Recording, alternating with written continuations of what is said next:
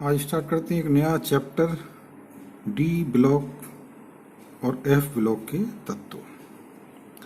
इसमें सबसे पहले स्टार्ट करते हैं डी ब्लॉक के तत्व।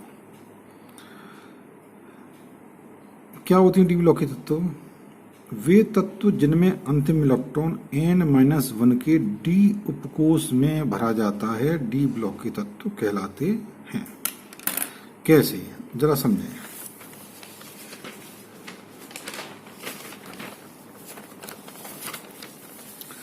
देखिए, जैसे मैं आपको दिखा रहा हूं कुछ इलेक्ट्रॉनिक विन्यास। ये हमारा तत्व है स्कैंडियम। इसका जो लास्ट इलेक्ट्रॉन है वो कहां पर है? डी उपकोष में है। अच्छा, और ये कौन सी कोष है? तीसरी। इसमें सबसे बाहरी कोष कौन सी है? चौथी। यानी अंतिम इलेक्ट्रॉन क्या होता है? सबसे बाहर वाली कोष से एक कम यानी n-1 डी में प्रवेश करता है। वो होते हैं डी ब्लॉक के तत्व। जैसे हम देख रहे हैं आगे भी जितने भी हम तत्वों के विन्यास देख रहे हैं उन सब में हम देख रहे हैं कि अंतिम इलेक्ट्रॉन डी में जा रहा है, और जो डी में जा रहा है उससे पहले जो सबसे बाहरी कोष है वो एक ज्यादा है, यानी अंतिम इलेक्ट्रॉन बाहरी कोष से एक कम n-1 के डी में प्रवेश करता है। उन्हें कहते हैं डी ब्लॉक के तत्व। अब जरा आगे देखें। इसमें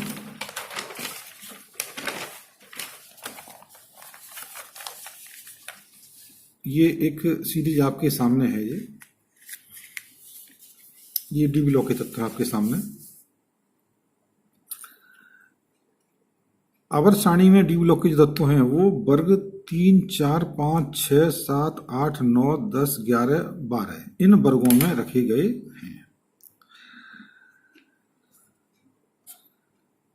आईयूपीसी के हिसाब से ये नंबर दिए गए हैं, ग्रुप नंबर 3, 4, 5, 6, 7, 8, 9, 10, 11, 12। पहले ये थर्ड बी था, ये फोर्थ बी था, ये fifth B, six B, seventh B, ये 3 8th थे, ये फर्स्ट बी और ये सेकंड बी। ये पुरानी पद्धति के अनुसार है। इनमें ये 4 श्रेणियां भी हैं। ये श्रेणियां वास्तव में ये संक्रमण तत्वों की 4 श्रेणियां हैं। और यहाँ मैं स्पष्ट कर दूं कि डी ब्लॉक में यदि हम वर्ग 12 छोड़ दें तो 12 वर्ग को छोड़कर जो शेष वर्ग के तत्व हैं इन सब तत्वों को हम संक्रमण तत्व भी कहते हैं। संक्रमण तत्व की डेफिनेशन ये है कि वे तत्व जिनमें बाहर का जो डी है वो अपूर्ण होता है, यानी इसमें डी में अधिकतम इलेक्ट्रॉन 10 हो सकते हैं, तो जिनमें 10 इलेक्ट्रॉन न हो, 1 हो, 2 हो, 3 हो, 9 हो, लेकिन 10 न हो। क्योंकि वर्ग 12 के जो तत्व हैं इनका विन्यास आप देखेंगे बाद में, निकालूंगा जब मैं तब, कि अंत में क्या आएगा? विन्यास में D10 आएगा। इसलिए क्योंकि इनके डी पूरे भरे हुए हैं, इसलिए जिनके डी पूरे भरे होते हैं उनको संक्रमण तत्व नहीं कहते। संक्रमण तत्व यानी ट्रांजिशन एलिमेंट वे तत्व होते हैं जिनका डी अपूर्ण होता है, इनकम्प्लीट होता है। तो इस तरह से हम देखें कि ये जो संक्रमण तत्व हैं इनकी 4 श्रेणी होती हैं। जो फर्स्ट सीरीज है उसे 3D सीरीज कहते हैं, सेकंड सीरीज को 4D सीरीज कहते हैं, थर्ड को 5D सीरीज कहते हैं और फोर्थ सीरीज को 6D सीरीज कहते हैं। उसका रीजन ये है कि जैसे मान लो 3D सीरीज है, इसमें स्कैंडियम 21 से लेकर जिंक 30 तक के तत्व आते हैं पूरी सीरीज में। हालांकि संक्रमण तत्व यहाँ तक होते हैं, तो इसमें अंतिम इलेक्ट्रॉन 3D में ही प्रवेश करेगा। जो अगली सीरीज है वो 4D सीरीज है, वो 39 यट्रियम से लेकर और अंत में 47 सिल्वर और लास्ट में कैडमियम 48 तक है। तीसरी सीरीज है 5D सीरीज जिसे कहते हैं, वो लैंथेनम 57 से स्टार्ट होगी, उसके बाद फिर 72 HF हॉफनियम, और यहाँ से लेकर आगे ये पूरी सीरीज हमारी 5D सीरीज कहलाती है, क्योंकि इसमें लास्ट में 5d उपकोष में इलेक्ट्रॉन प्रवेश करते हैं। और अंत में हमारी सीरीज आती है 6d सीरीज। ये स्टार्ट होती है हमारी 89 एक्टिनम, उसके बाद फिर रदरफोर्डियम 104 से लेकर आगे लास्ट तक। अब इन तत्वों को याद कैसे किया जाए, तो थोड़ी सी ट्रिक इसमें हो सकती है। वो ट्रिक इस तरह से लेकर है कि scandium, titanium, vanadium, chromium, manganese, iron, cobalt, nickel, copper और जिंक। तो याद करने के लिए हम ऐसे याद कर सकते हैं, Sachin Tendulkar very crazy man, free coaching नील कराएं जहीर से। SC Sachin, TI Tendulkar, V very, CR crazy, MN man, FE free, CO coaching, NI नील, CU कराएं और ZN जहीर। तो इस तरीके से हम इस 3D सीरीज को याद कर सकते हैं, कुछ हमें सहायता मिल सकती है। ठीक इसी प्रकार से हम 4D सीरीज याद करें, yttrium, zirconium, niobium, molybdenum, technetium, ruthenium, rhodium, palladium, silver, cadmium. इसमें वाई यट्रियम, ये ZR जरूरी, ये जरूरी नहीं, मोहब्बत तेरी रुलाती रहे पंडित आगे कह दे। ये जरूरी नहीं, मोहब्बत तेरी रुलाती रहे पंडित आगे कह दे। इस तरीके से हम इस सेकंड सीरीज को भी याद कर सकते हैं। अगली सीरीज हमारी आती है और वो है हमारी 5D series. Lanthanum, hafnium, tantalum, tungsten, rhenium, osmium, iridium, platinum, gold, mercury. ला हफ्ता वरना रे उधर उधर पिटाई और होगी। ला हफ्ता वरना रे उधर इधर पिटाई और होगी। इससे हम इस सीरीज को याद कर सकते हैं। अंत में जो हमारी चौथी 6D सीरीज है उसे भी हम अच्छा रदरफोर्ड डूबेंगे संग बोहर हंस मत, डॉक्टर रघु ने कहा। अच्छा रदरफोर्ड डूबेंगे संग बोर हंस मत, डॉक्टर रघु ने कहा। AC, RF, DV, SG, BH, HS, MT, DS, RG और CM। तो इस तरीके से हम इनको याद कर सकते हैं। अब आता है electronic configuration of transition element, यानी संक्रमण तत्वों का इलेक्ट्रॉनिक विन्यास। हालांकि सभी डी ब्लॉक का हो जाएगा इसमें। तो इनके लिए एक जनरल फार्मूला है N-1 S2 P6 D1 to 10 S1 और 2। यानी सबसे वाली जो सेल है, कोश है, उसमें S में 1 या 2 इलेक्ट्रॉन, उससे पिछली एक कम में S2 P6 और D पर 1 से 10 तक कोई इलेक्ट्रॉन हो सकते हैं। इससे पहले F आएगा, 4F आएगा या 5 आएगा। इसमें मैं सबसे पहले राउंड 3D श्रेणी। देखिए 3D श्रेणी का जो बिल्कुल एग्जैक्ट आप इस तरीके से निकाल सकते हैं इलेक्ट्रॉनिक कॉन्फ़िगरेशन। पहले आर्गन 18 तक नॉर्मल रहेगा, लास्ट में 4s में 1 या 2 इलेक्ट्रॉन और उससे एक कम, क्योंकि 3D सीरीज है लास्ट में 3D आएगा, तो 3D में 1 से लेकर 10 तक इलेक्ट्रॉन। 3D सीरीज में लास्ट में 3D, उससे पहले एक ज़्यादा 4s। अभी मैं निकाल के भी दिखाऊंगा थोड़ी देर बाद। जैसे स्कैंडियम में तो हम देख रहे हैं 4s2 3d1, यानी मैंने कहा S में 1 या 2 होंगे, ज़्यादातर तो 2 ही होंगे, जिनमें अब जो अपवाद है, एक्सेप्शन है, उनमें केवल S1 हुआ। ऐसे देखें 4s2 3d2, यानी D1 D2 D3 D5 D5 D6 D7 D8, आगे चल के D10 और D10, D1 D2 D3, D5, D5, D6, D7, D8, D10, D10। यहाँ आप देख रहे हैं कि मैंने ये जो रेड में लिखा है D5, यहाँ 10 रेड में लिखा है, ये एक्सेप्शन यानी अपवाद वाले तत्व हैं दो। इनका विन्यास में बाद में आपको निकाल के दिखाऊंगा। तो देखा हमने डी में 1 से लेकर 10 तक, बाकी एस में सभी में 2 2 2, केवल जहां अपवाद है वहां पर 1 और 1। इस तरह से ये 3D सीरीज का इलेक्ट्रॉनिक विन्यास होता है।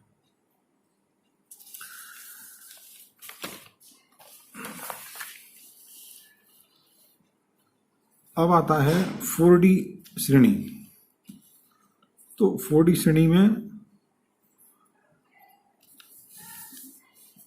हम देखें इलेक्ट्रॉनिक विन्यास क्रिप्टन 36 तक, तो क्रिप्टन 36 तक तो सेम रहना है। उसके बाद 5s में या तो 0 या 1 या 2, अधिकांश में 2 रहेगा, अपवाद में 1 रहेगा और एक विशेष अपवाद उसमें 0 रहेगा। बाकी 4D में जैसे 1 से लेकर 10 तक चलेंगे। जरा देखें जरा 41 लास्ट में, 42, 44, 45, 45, 47, 48, 40, 10, 40, 10 और 40, 10, यानी डी में 1 से लेकर 10 तक। ये कुछ हमारे अपवाद हैं, एक्सेप्शन हैं, इनको मैं बाद में बताऊंगा। ऐसे ही एस में सामान्यतः 2 रहना है, 2 और 2, लेकिन जो अपवाद रहेंगे उनमें या तो 1 रहेगा, 1 अपवाद है या 0। ये पैलेडियम विशेष अपवाद है, इसमें 0 होता है। केवल 2 अपवाद ऐसे हैं जिनमें 0 रहेगा। ठीक इसी प्रकार से हम देखें 5D सीरीज। 5D सीरीज में सीनोन 54 तक तो ये सेम रहेगा। उसके बाद फिर लास्ट में 6s में 1 या 2, यानी 1 का मतलब हो गया जहां जो अपवाद उनमें रहेगा, वरना तो यहाँ 2 रहने वाला है। 4f में केवल 1 में 0 रहना है, बाकी सब में 4f 14 रहने हैं। 5D 1 से 10 जैसे होता है वैसे ही रहेंगे। जरा चेक करें इसको, देखें जरा। ये पहला हमारा लेंथिनम है, इसमें 6s2, 4f0, 5D1, यानी डी में 5D1, 5D2, 5D3, 5D4, 5D5, 5D6, 5D7, 5D9, 5D10, 5D10, यानी डी में 1 से लेकर 10 तक। मैंने कहा था एफ में सब में 14 होना है, 4f14, 4f14, 4f14, लेकिन केवल पहले वाले में यहाँ 4f0 रहेगा लेंथिनम में। क्यों रहेगा मैं आगे चल के बताऊंगा आपको।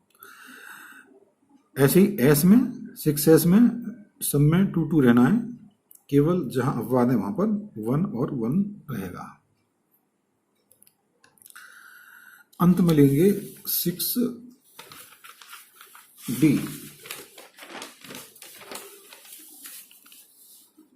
जरा 6D देखें। तो ये जो 6D सीरीज हमारी, उसमें रेडॉन 86 तक सब में नॉर्मल रहना है। लास्ट में 7s2, 5f0 या 14 और 6D 1 to 10, यानी डी में तो वही 1 से लेकर ये रहने वाले हैं, कहाँ तक 10 तक। मैं भी लिखूंगा इनको। बाकी एफ में 0, यहाँ पर 14 14 सब में 14, और एस में सब में 2 रहने वाले हैं। इसमें सब में 2 रहने वाले हैं, कहीं इसमें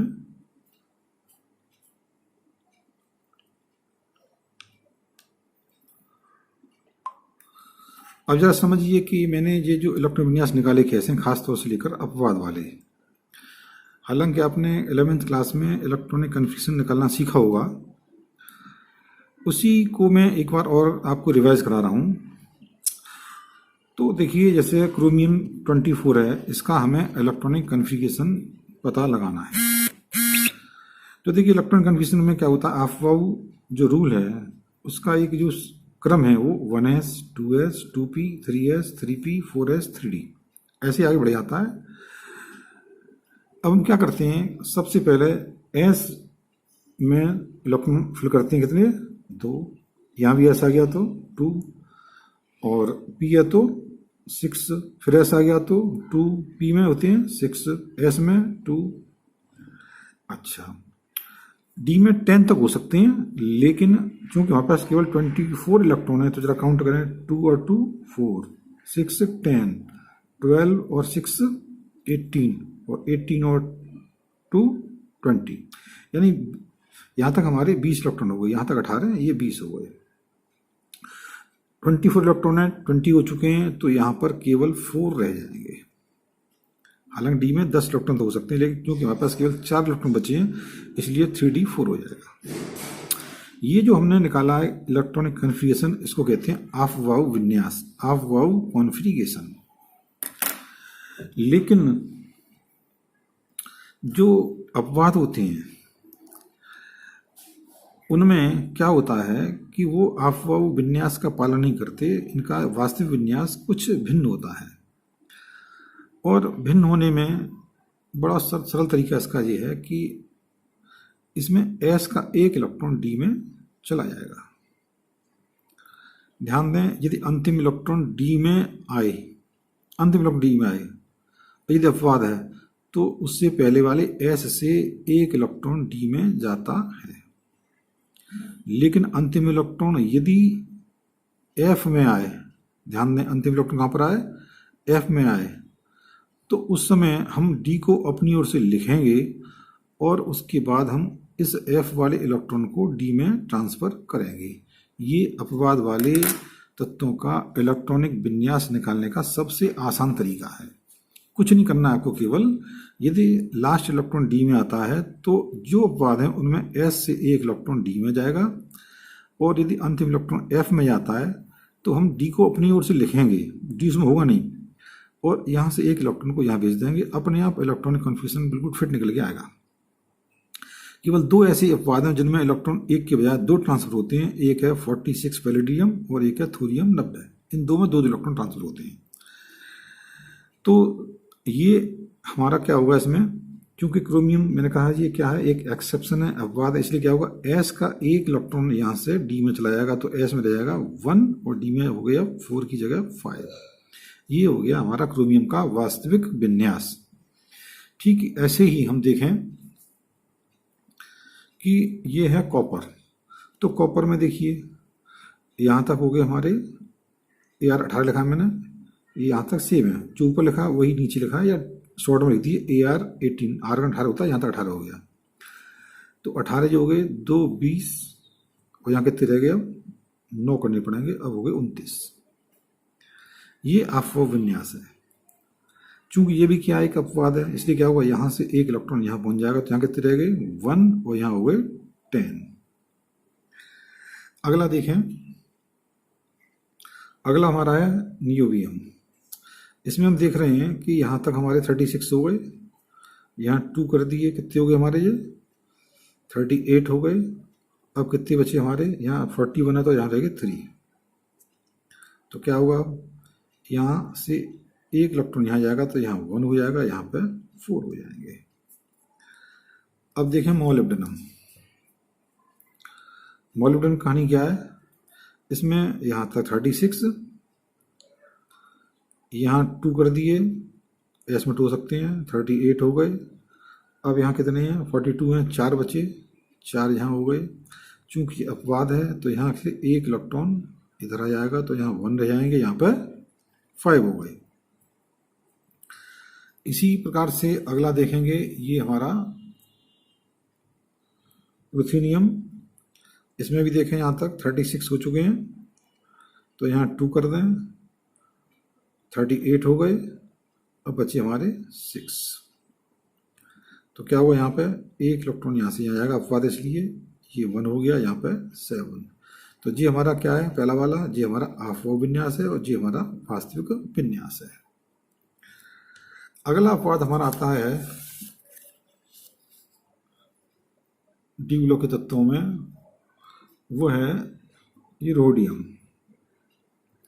इसमें भी क्या है, सेम निकालेंगे आप वो विन्यास 1s 2s 2p 3s 3p 4s 3d 4p जैसे निकालते हैं। यहाँ 36 हो गया, यहाँ 2 करें, ये हो गया हमारा 38, और अब हमारा रह गए 7 रह गए, यहाँ 7 कर देते हैं। तो अब कितना हो गया, यहाँ पे 1 इलेक्ट्रॉन ट्रांसफर यहाँ होगा, या 1 हो जाएगा, यहाँ पे 8 हो जाएगा। ये इसका वास्तविक विन्यास निकल के आ गया। पैलेडियम, ऐसे पैलेडियम करेंगे तो यहाँ तो 36 हैं, यहाँ 2 हुए, 38 हो गए, अब यहाँ 8 रह गए, 8 यहाँ जाएंगे। मैंने कहा था पैलेडियम एक ऐसा अपवाद है कि इसमें एक के बजाय 2 इलेक्ट्रॉन ट्रांसफर होते हैं, तो इसमें S के दोनों इलेक्ट्रॉन ट्रांसफर होंगे। इसमें यहाँ 0 हो जाता है, यहाँ पर 10 हो जाता है। ये विशेष अपवाद है। एक ये वाला, एक 90 थोरियम, इन दोनों में 2 इलेक्ट्रॉन ट्रांसफर होते हैं। सिल्वर आया हमारा, ऐसे सिल्वर 47 है, तो यहाँ कितना हुआ, यहाँ 2, और यहाँ 36 यहाँ तक है, 38 हो गए, यहाँ हो गए 9। चूंकि अपवाद इसलिए क्या होगा, यहाँ से 1 इलेक्ट्रॉन यहाँ जाएगा, तो यहाँ हो गए 1 और यहाँ हो गए 10। अगला हमारा जो अपवाद है वो है प्लेटिनम। प्लेटिनम में क्या है, जैसे 1s 2s 2p 3s 3p 4s 3d 4p 5s 4d 5p 6s, यहाँ तक हमारे होते हैं 44, यानी जीनन 44 यहाँ तक हो चुके हैं।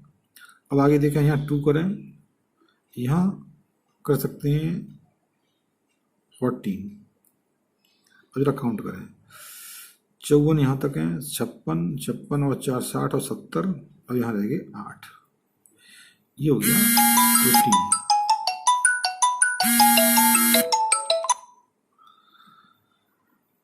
अब यहाँ 40, तो ये गोल्ड में लास्ट में 6s2 4f14 और 5d9। चूंकि ये भी क्या है, एक अपवाद है, तो मैंने कहा था जब लास्ट में डी आता है तो s का 1 इलेक्ट्रॉन कहाँ जाएगा, डी में जाएगा। ध्यान में बीच में f है, कोई दिक्कत नहीं है, जाएगा s से ही जाएगा। लास्ट में डी आएगा तो s से इलेक्ट्रॉन जाएगा। तो यहाँ कितना रह गया, s1 हो गया, यहाँ 14 रहे और यहाँ पे 10 हो गए। आगे देखें, अब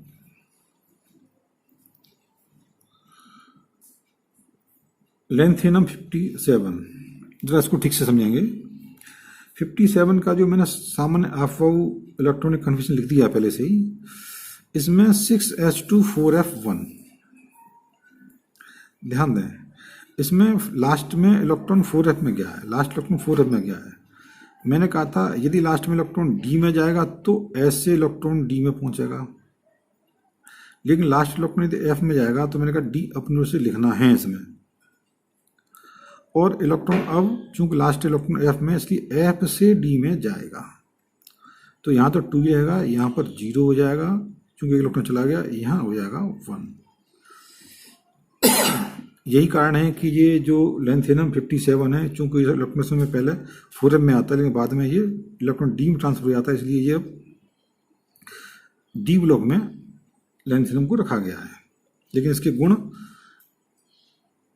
लेंथेनाइड से मिलते हैं। ठीक इसी प्रकार से लास्ट में ये AC89 है, इसमें भी ऐसे ही होता है, लास्ट में 7s2 5f1 है, लास्ट इलेक्ट्रॉन f में है, तो मैंने कहा लास्ट इलेक्ट्रॉन f में हो और अपवाद हो तो अपनी ओर से अगला d लिखते हैं, क्योंकि लास्ट इलेक्ट्रॉन f में आता है तो वो f वाला इलेक्ट्रॉन d में जाता है, इसलिए क्या हो जाएगा, यहाँ तो 2 रहेगा, यहाँ पर 0 और यहाँ पर 1। तो इस तरीके से हमने देखा कि बड़ी आसानी से हमने जो डी ब्लॉक के तत्वों के इलेक्ट्रॉनिक विन्यास हैं वो सीखे हमने, और अपवाद के भी कैसे विन्यास निकाल सकते हैं, बड़ा आसान तरीका मैंने आपको बताया।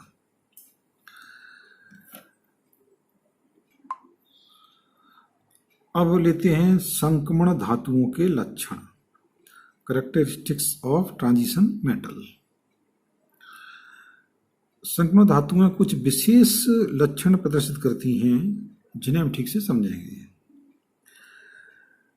पहला इसका लक्षण है कि संक्रमण धातुओं में लगभग सभी धातुएं ऐसी हैं जिनकी एक से अधिक ऑक्सीकरण अवस्थाएं होती हैं। एस ब्लॉक के तत्वों में सभी तत्वों की एक ही ऑक्सीकरण अवस्था होती है। पी ब्लॉक में ज्यादातरों की सेम रहती है, लेकिन कुछ परिवर्तित करते हैं। लेकिन डी ब्लॉक के तत्व, संक्रमण तत्व क्या करते हैं, एक से ज्यादा ऑक्सीकरण अवस्थाएं प्रदर्शित करते हैं। कारण बताएंगे बाद में। अगला, चूंकि ये सभी धातु हैं इसलिए ये धन विद्युती गुण प्रदर्शित करते हैं। ये इलेक्ट्रोपॉजिटिव कैरेक्टर वाले होते हैं। एक प्रमुख इनका जो गुण है वो है इनका उत्प्रेरक के रूप में कार्य करना। जितने भी कैटलिस्ट होते हैं वो सब डी ब्लॉक के होते हैं। आपने देखा होगा, चाहे आयरन हो या मोलिब्डेनम हो या प्लेटिनम हो, सब डी ब्लॉक से ही आते हैं। एक और लक्षण इसका है रंगीन यौगिक बनाने की प्रवृत्ति। जो डी ब्लॉक के तत्व होते हैं उनके आयन खासतौर से लेकर कलर्ड कंपाउंड बनाते हैं। जैसे कॉपर सल्फेट है, यदि आप उसे पानी में घोलेंगे तो कैसा दिखता है हमको, वो नीले रंग का दिखता है। एक और खास बात है कि ये अनुचुंबकीय गुण प्रदर्शित करते हैं। अनुचुंबकीय माने जिनमें अयुग्मित इलेक्ट्रॉन, अनपेयर्ड इलेक्ट्रॉन हों। क्योंकि संक्रमण तत्व का मतलब ही होता है जिनमें डी अपूर्ण हो, यानी डी में 10 न होकर 1 या 2 या 3 ऐसे करके हो। यानी इसलिए क्या होता है इसमें, चूंकि डी में क्या होते हैं, अपूर्ण होती है, इसलिए उसमें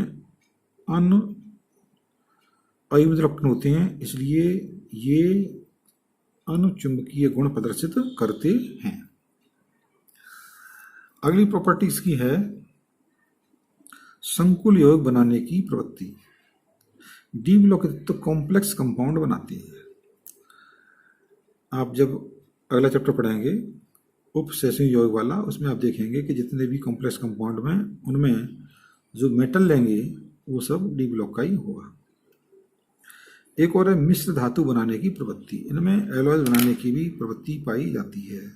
जैसे आप जानते हैं पीतल है वो क्या है, वो कॉपर और जस्ते से मिलकर बनी होती है। ये डी ब्लॉक में दोनों तत्व होते हैं।